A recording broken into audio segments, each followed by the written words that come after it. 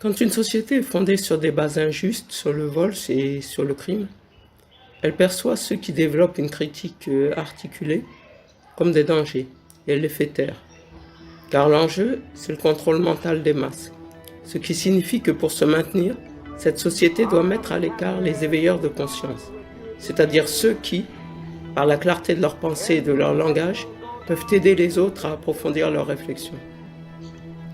La société occidentale est fondée sur des bases injustes, sur le vol et sur le crime. Et elle n'a pas envie de se remettre en cause. Elle n'a pas envie de faire un bilan humain de sa colonisation. Elle n'a pas envie de s'engager dans un processus de réparation des dégâts commis.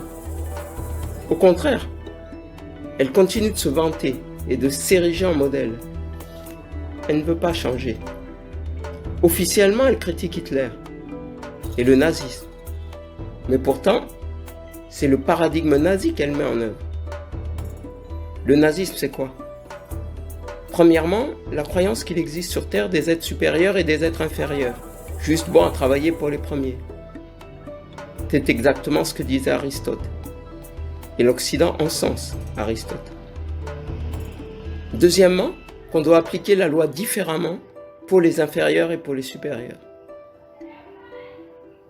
La colonisation relève du paradigme nazi, puisque la colonisation se justifie par l'idée qu'il y a des peuples supérieurs et des peuples inférieurs, et que les peuples supérieurs doivent gouverner les peuples inférieurs. La ségrégation relève du paradigme nazi.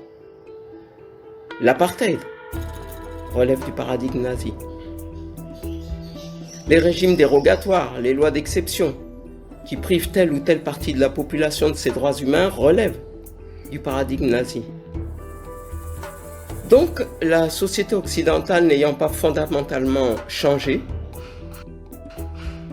l'analyse qu'en faisait Mumia il y a 40 ans demeure valide. Et Mumia, qui était répertorié comme un danger il y a 40 ans, est toujours répertorié comme un danger en 2022.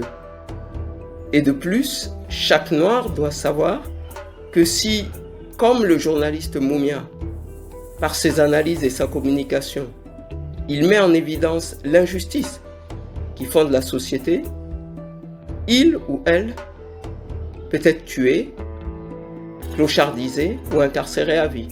C'est le message. C'est un système de terreur. La situation serait différente si les États africains montaient en puissance pour imposer le respect de leur diaspora. Pour le moment, ce n'est pas le cas.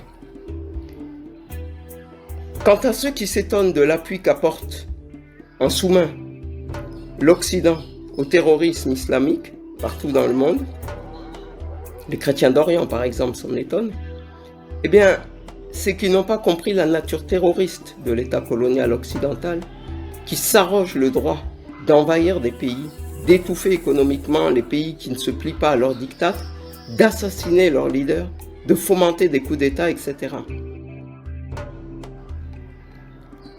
Lorsque les USA décideront de libérer Mumia, ce sera le signal qu'ils sont devenus un État fort, c'est-à-dire un État sûr de lui-même, parce que fondé sur la justice.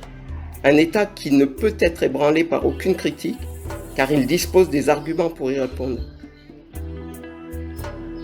Pour terminer, rappelons la dernière allocution du révérend Martin Luther King à son organisation, la Southern Christian Leadership Conference, juste avant son assassinat le 4 avril 1968. Martin Luther King disait ceci: « Pendant des années, j'ai travaillé dans l'optique de réformer les institutions du Sud. Un petit changement par ici, un petit changement par là.